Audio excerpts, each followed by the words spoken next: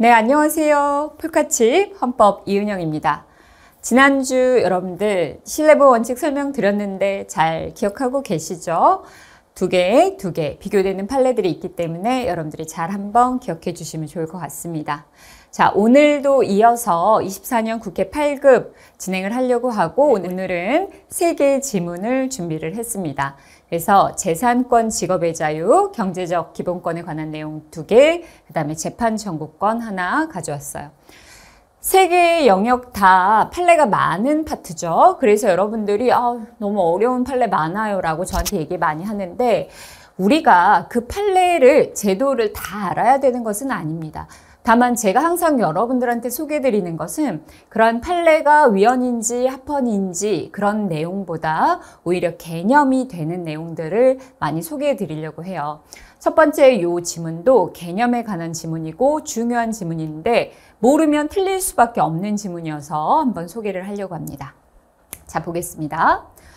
주택임대차보호법, 우리 임차인들이 너무 사랑하는 법이죠. 주택임대차보호법상 임차인 보호 규정들이 임대인의 재산권을 침해하는지 여부를 심사함에 있어서는 비례유 원칙에 따라 심사를 하되 보다 강화된 심사 기준을 적용해야 할 것이다. 이거 지금 심사 기준에 대한 내용이네요. 사실 이 판례는 아주 중요한 24년 최신 판례입니다.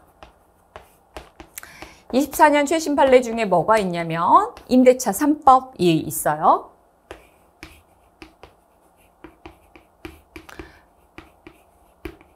자, 우리 전세 살고 있는 사람들은 다 모두 알고 있는 법입니다. 임대차 3법. 어떤 내용이냐? 2+2. 내가 2년 계약을 맺으면 2년 갱신 요구할 수 있다라는 것이고, 그래서 최대 우리가 한 집에서 4년을 살 수 있도록 보장을 받는 것입니다. 자, 두 번째. 2년 살고 그 다음 2년 살 때 얼마 올릴 수 있냐? 임대료를 5%까지만 올릴 수 있다라는 것이에요. 그래서 상승할 수 있다는 것이고, 그래서 많이 못 올린다는 겁니다. 자, 세 번째. 그 다음, 예외적으로 2년을 못 살고 내보낼 수 있는 경우가 있어요. 집주인이 자기가 들어와서 살겠다고 하는 것입니다.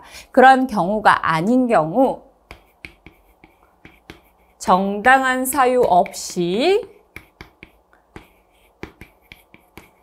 정당한 사유는 임대인이 들어와서 하는 경우 혹은 자기 가족이 들어와서 하는 경우입니다. 그런 사유 없이 갱신을 거절했을 때는 어떻게 해야 되냐면 손배 책임, 손해배상 책임을 지도록 하는 겁니다. 요 세 가지. 임대인들 무지 싫어합니다. 1, 2, 3 임대인에 대한 이 법입니다. 이 법에 있어서 심사 기준을 얘기하는 거예요. 자, 임대인은 내가 아파트를 가지고 있죠. 아파트는 나의 재산 소유권을 가지고 있는 나의 재산입니다. 내 재산을 내가 맘대로 처분하고 빌려주고 하고 싶은데 이 아파트라는 재산권을 제한하고 있죠. 여러분들, 모든 기본권을 제한할 때는 심사 기준 반드시 뭐가 되죠? 기본적으로 비례 원칙이 됩니다. 그런데 비례 원칙은 두 가지로 나뉘어져요. 엄격 심사를 할 때가 있고 완화 심사를 할 때가 있다.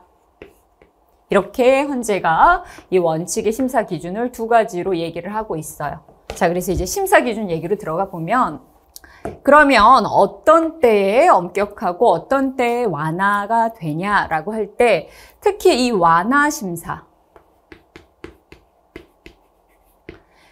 경제사회적 입법, 이를테면 직업 선택이 아닌 직업 수행의 자유 관련된 거, 이런 것들. 또 헌법재판소가 대표적으로 얘기하는 것들이 있죠.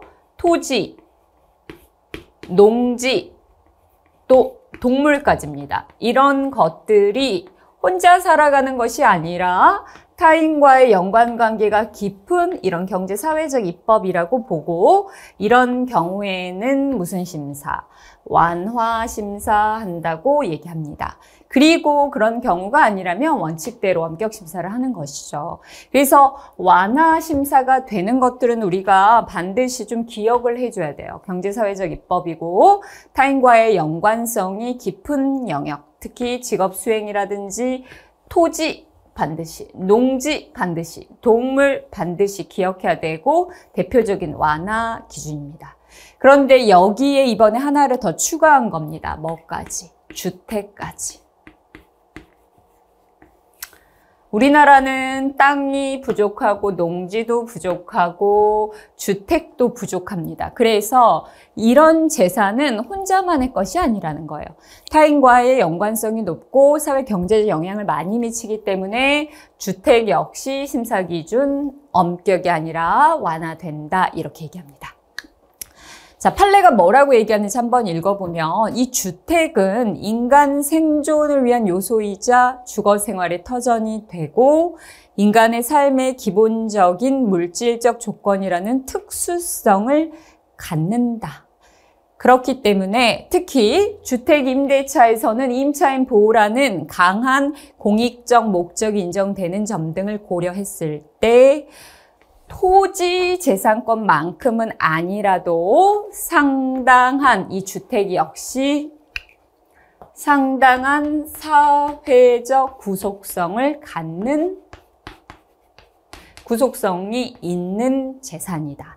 그러므로 심사 기준은 엄격한 게 아니라 완화해서 심사하겠다라는 것이고 아까 말씀드린 것처럼 임대차 3법 3가지 내용에 대해서 헌법재판소가 합헌 결정을 내린 내용입니다.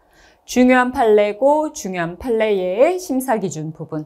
그러면 여러분들은 뭘 기억해 주셔야 된다? 이 주택은 심사 기준이 강화가 아니라 완화된다라는 것을 기억해 주시고 그 판례들도 합헌인 거 같이 기억해 주시면 되겠습니다. 네, 두 번째 질문입니다. 이 판례 여러분들 최신 판례거든요. 24년 최신 판례입니다. 여러분들 우리 전세 사기도 문제가 많고 지금 앞에도 제가 주택 얘기했는데 이 주택을 중개해 주는 사람이 바로 공인중개사죠. 그래서 공인중개사 관련 판례가 24년에 나왔는데 이 내용 보면 이 판례 제가 결론부터 말씀드리면 합헌 판례입니다. 그런데 학생들 질문이 많았어요. 선생님 이거랑 비슷한 판례, 위헌 판례 있는데 헷갈려요 라고 얘기를 해서 이 합헌 판례를 우리가 기억하면서도 그 판례들과 비교해서 같이 정리하면 좋겠다 싶어서 제가 한번 가져와 봤습니다. 한번 읽어보도록 하겠습니다. 자, 중개법인의 임원이 공인중개사법을 위반하여 300만 원의 벌금형을 선고받은 겁니다. 그리고 3년이 지나지 않았다라고 하면 그 임원이 300만 원 벌금 받으면 임원의 잘못으로 어디를? 중개법인의 등록을 필요적 취소하도록 하는 것이고 이것이 중개법인이 헌법소원을 한 거네요. 직업의 자유를 침해하는지 안 하는지였지만 결론 직업의 자유를 침해하지 않는다라는 24년 최신 판례입니다. 이 판례의 선재가 이렇게 얘기해요. 저같이 얘기를 합니다. 야, 지금 너무 중요하고 공인중개사의 역할이 강화되어야 되고 통제가 되어야 되고 규제를 받아야 되는 이런 상황에서 이렇게 중개사법을 위반해서 300만 원의 벌금을 받았다면 그 임원의 잘못으로 법인의 등록을 취소하는 것도 필요하다라는 것이고 법인은 그러면 이걸 어떻게 벗어날 수 있냐? 임원이 만약에 이런 문제를 일으키면 어떻게? 잘라버려야 된다는 것입니다. 바꿀 수 있다는 거예요. 임원을 바꿀 수 있는데도 바꾸지 않았기 때문에 필요적 취소하는 것이 마땅하다라는 것이에요. 그래서 이 중개법인 역시 이런 문제를 끌어안고 있으면 안 되기 때문에 중개법인의 직업의 자유를 침해하지 않는다 결론을 내린 것입니다. 그래서 이게 조금 그런 부분이 우리가 비교해서 볼 판례와 생각했을 때 조금 과도한 거 아닌가라는 생각이 들 수 있다는 거예요. 왜냐하면 비교한 판례로서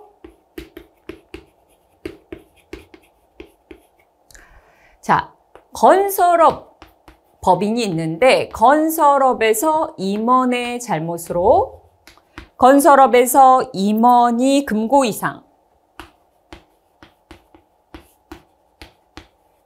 형 선고를 받았는데 이때 법인의 등록을 취소하는 거. 이건 위헌입니다. 임원 잘못으로 법인의 등록을 취소하는 거 더더군다나 무거운 형이긴 하지만 근데 이건 위헌인 이유를 우리가 이렇게 이해해 볼 수 있겠어요. 범죄를 묻지 않습니다. 금고 이상의 형만 선고되면 등록이 취소가 되기 때문에 사실은 이 금고 이상의 형에는 과실범도 있을 수 있단 말이에요. 교통사고범도 있을 수 있는데 그런 것인지 아닌지 업무와 관련이 있는지 아닌지를 묻지 않고 법인을 등록 취소하니까 이게 위헌이다라고 봤고 정말 헷갈리는 건 이 두 번째입니다. 학원법 사건입니다. 학원의 임원이 이번에는 연결이 있어요. 학원법을 위반하여.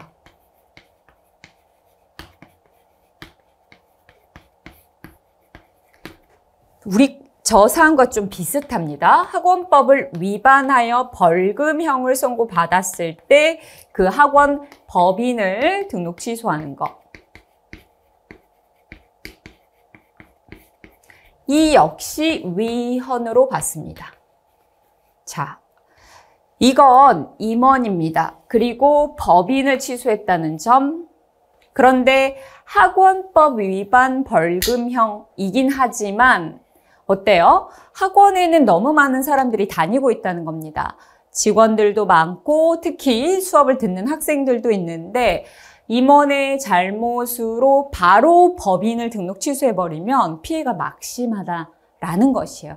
그런데도 이렇게 임원 잘못으로 법인을 등록 취소하는 것이 위헌이라고 본 것입니다. 반면 이 중개법인 임원 사건에서는 중개사법 위반 300만 원 벌금형을 받았을 때 법인의 등록을 필요적 취소하도록 해도 침해하지 않는다라는 합헌 판례라는 점에서 여러분들이 이 두 개 판례하고 반드시 비교해서 헷갈리지 않게 정리를 하셔야 되겠습니다. 건설업과 학원업 사건에서는 그걸 법인을 등록 취소하면 법인의 문제가 많이 생긴다는 겁니다. 그런데 이 중개사 법인의 경우에는 좀 성격이 다르다는 거예요. 사실 중개법인은 중개사 개개인이 활동할 수 있는데 개개인들이 모여서 법인을 이루고 활동을 하거든요. 그래서 좀 그 영향이 적고 오히려 이러한 적격자가 있음으로써 국민들한테 미치는 폐해가 더 크다는 점을 고려한 것입니다. 그래서 비슷한 사안이지만 이건 합헌 결정을 내린 것입니다. 그래서 여러분들이 이 판례 비교해서 같이 한번 정리해 주시면 좋을 것 같습니다. 네, 세 번째 재판 청구권 지문입니다. 재판 청구권에 관한 개념 지문이고 중요한 내용이 있고 여러분들한테 판례도 하나 소개해 드리려고 가져왔습니다. 자, 읽어보면 입법자가 행정심판을 전심 절차가 아니라 종심 절차. 행정심판 사건이네요. 행정심판이 소송의 전심 절차가 아니라 소송을 배제하고 최종 절차. 그렇죠? 원래 소송 전 단계의 전심이어야 되는데 이게 마지막 절차. 뭔 말이에요? 행정심판하고 소송 못하게 한다는 겁니다. 이러면 안 된다는 거야. 종심 절차로 규정함으로써 재판받을 기회를 배제하거나 이러면 안 되고 또한 어떤 행정심판을 반드시 거쳐야 되는 필요적 전심 절차로 규정하면서도 여기에 사법 절차가 준용되지 않는다면 이는 재판 청구권을 보장하고 있는 헌법 27조에 위반된다. 이거 깔끔하게 맞는 지문입니다. 그래서 여러분들이 행정심판일 때는 어떻게 위헌이 될 수 있는지를 기억을 하셔야 되는데 전심이 아니라 종심 절차로 규정했을 때 자, 그 다음 필요적 행정심판으로 규정하면서도 사법 절차가 준용되지 않을 때는 뭐다? 이 두 가지 경우는 위헌이 된다라는 것입니다. 우리 헌법에서 이미 얘기를 하고 있죠. 행정심판에는 사법 절차가 준용되어야 된다라고 헌법에서 얘기하고 있는데 사법 절차가 준용되지 않는다면 위헌이라는 것이에요. 그래서 종심으로 규정했거나 혹은 필요적 행정심판인데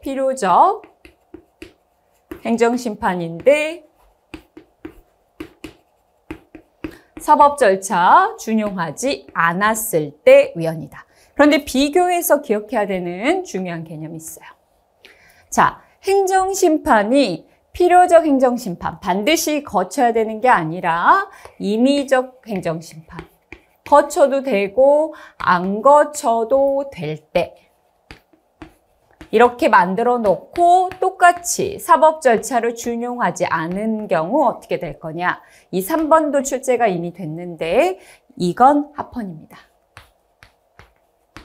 그래서 여러분들이 이 부분, 세 번째 것까지 이 둘은 위헌이지만 요거는 합헌이다. 비교해서 한번 기억을 해주시면 되겠어요.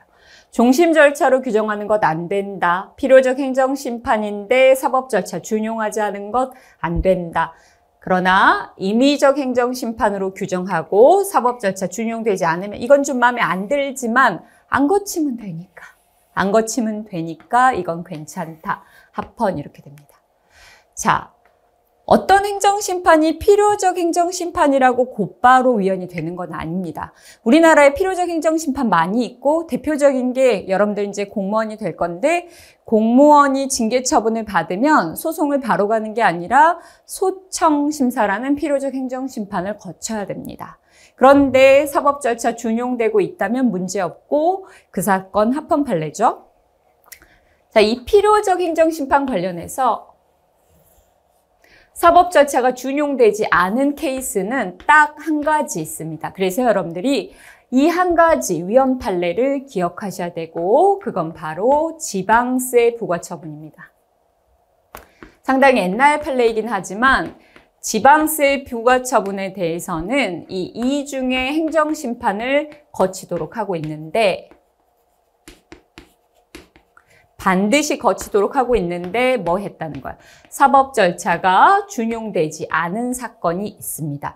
그래서 이 행정심판에 대해서만 헌법재판소가 위헌을 내렸기 때문에 필요적 행정심판 사건 중에서는 이 지방세 부과처분 사건이 위헌이다. 이건 여러분들 반드시 암기해야 됩니다. 그리고 그 외 모든 소청심사 등등등은 합헌이다. 이렇게 깔끔하게 정리를 해주시면 되겠어요. 그래요. 오늘 이렇게 필요적 행정심판에 관한 지문들까지 한번 같이 정리를 해봤습니다. 오늘은 제가 재산권, 직업의 자유, 재판 청구권 여러분들이 좀 까다로워하는 파트이기도 하고 좀 중요한 추심 판례가 있는 영역이어서 한번 소개를 해봤는데요. 한번 내용 잘 정리하셨으면 좋겠습니다. 그럼 저는 또 다음 시간에 폴카칩으로 인사드리도록 하겠습니다. 감사합니다.